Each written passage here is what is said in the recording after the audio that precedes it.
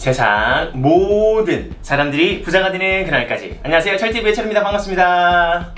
자, 오늘은 한참 이슈가 있는 이 사모펀드에 관련돼서 말씀을 드리겠습니다.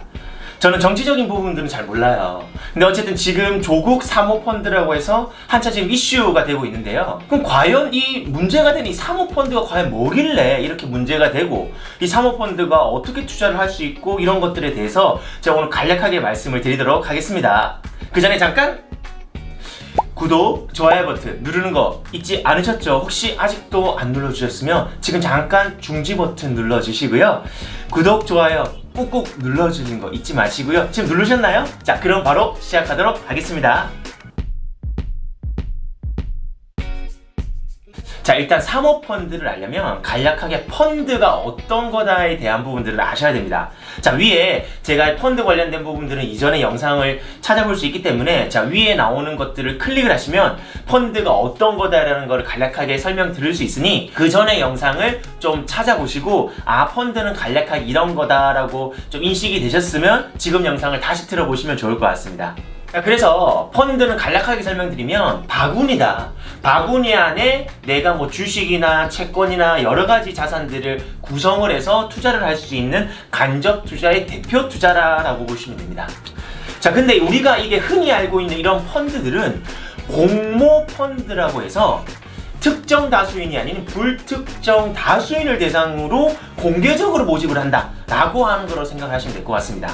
자, 근데 사모펀드는 뭐냐면 불특정이 아니라 특정 다수인, 그것도 인원이 제한이 있습니다. 최대 49인 이하까지만 투자가 되고, 금액도 최소 금액 1억 이상이 투자가 할 수 있는 것을 가지고 사모펀드라고 합니다. 자, 그래서 이 사모펀드는 돈 있는 사람들, 즉 부자들이 투자를 하는 펀드다 혹은 투자다라고 해서 많이들 널리 알려져 있는데요. 자, 그런 말 들어보셨죠? 돈 있는 사람들이 돈 벌기가 쉽다, 막 이런 말씀 들어보셨죠? 그 중에서 하나의 투자가 이 사모펀드 또는 사모투자라고 하는 부분들에 대해서 투자를 할 수 있기 때문에 아마 그런 말이 좀 나온 것 같습니다. 자, 그러면 그렇게 생각할 수 있겠어요. 나 지금 돈 없어, 이 부자들만 하는 거 아니야? 라고 생각을 할 수 있는데, 그러면 사모펀드는 과연 돈 있는 사람만 투자를 할 수 있느냐? 물론 자체적인 사모펀드 자체는 최소 금액이 1억이기 때문에 금액이 1억 이상 없으면 투자하기 힘들다는 건 사실입니다. 다만 그럼에도 불구하고 투자할 수 있는 방법들이 있는데, 그거를 좀 말씀 좀 드리도록 하겠습니다. 이 사모펀드를 공모펀드처럼 구성을 해서 사모 재간접 공모펀드라고 해서 투자할 수 있는 부분들이 있습니다. 자, 지금 제가 말하는 거 이해되시나요? 어렵죠? 좀 쉽게 설명을 드릴게요. 사모펀드도 이렇게 있습니다. 근데 사모펀드가 한 개가 아니라 여러 사모펀드가 있을 거 아니에요, 그죠? 이 여러 사모펀드를 또 한 바구니에 묶습니다. 이걸 가지고 공개적으로 이제 일반 사람들로 투자할 수 있도록 구성을 해놓은 게 바로 사모 재간접 공모펀드라고 보시면 될 것 같습니다. 사모 재간접 공모펀드 같은 경우에도 기존에는 500만원 정도의 최소 투자 금액이 있었어요. 자, 그런데 지금은 투자 금액에 대해서 제한을 풀어놨습니다. 자, 그 말인즉슨 뭐 10만원이든 20만원이든 내가 원하는 금액으로도 쉽게 투자가 가능하기 때문에 무조건적으로 사모펀드만을 할 게 아니라 사모펀드를 펀드처럼 또 묶어서 공개적으로 투자할 수 있는 사모 재간접 공모펀드를 생각해 보시면 좋을 것 같습니다.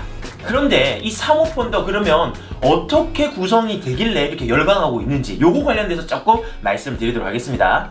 사모펀드는 일명 헤지펀드라고 하는데요, 이런 거 모르셔도 상관없습니다. 모르셔도 상관없어요. 자, 쉽게 설명을 드리면 아무래도 불특정 다수인으로 공개적으로 투자하는 것들은 제약이 있을 수밖에 없겠죠.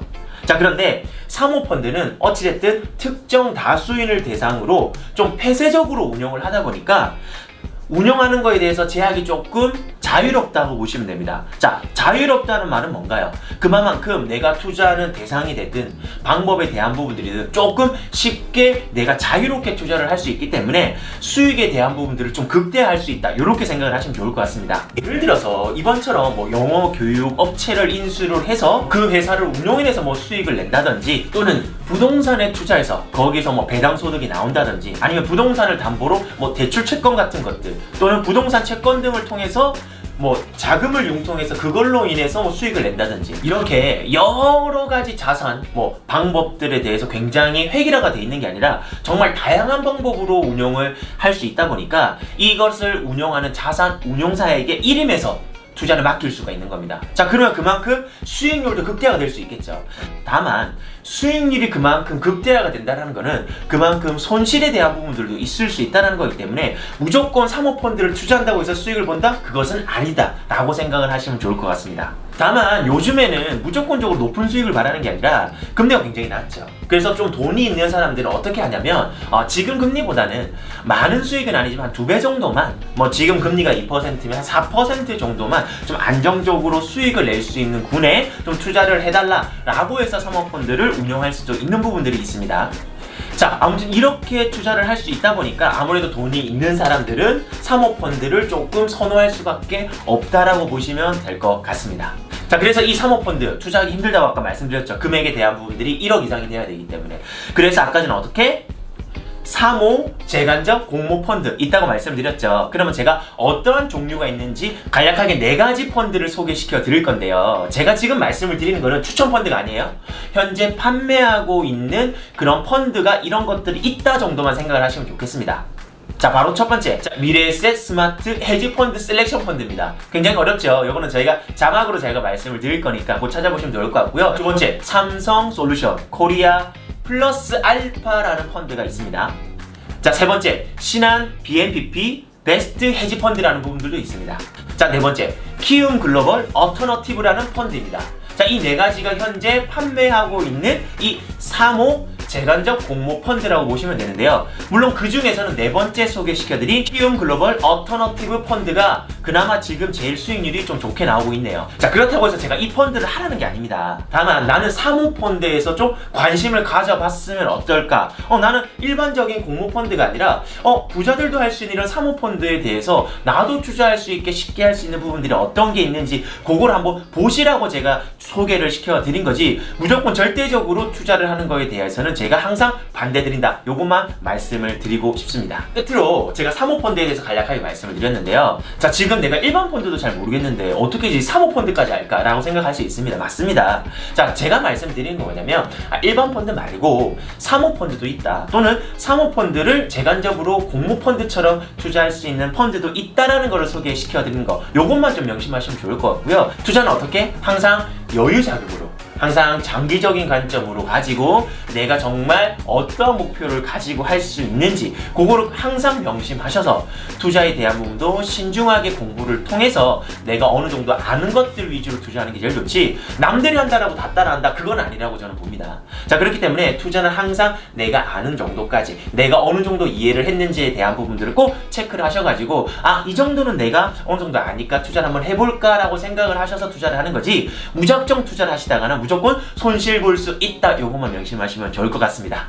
지금까지 사모펀드 관련돼서 간략하게 설명을 드렸는데요. 자, 오늘 내용도 조금이나마 유익했다, 조금이나마 도움이 됐다라고 생각되시면 구독, 좋아요 버튼 누르는 거 잊지 마시고요. 그럼 다음 시간에 뵙겠습니다. 안녕히 계세요.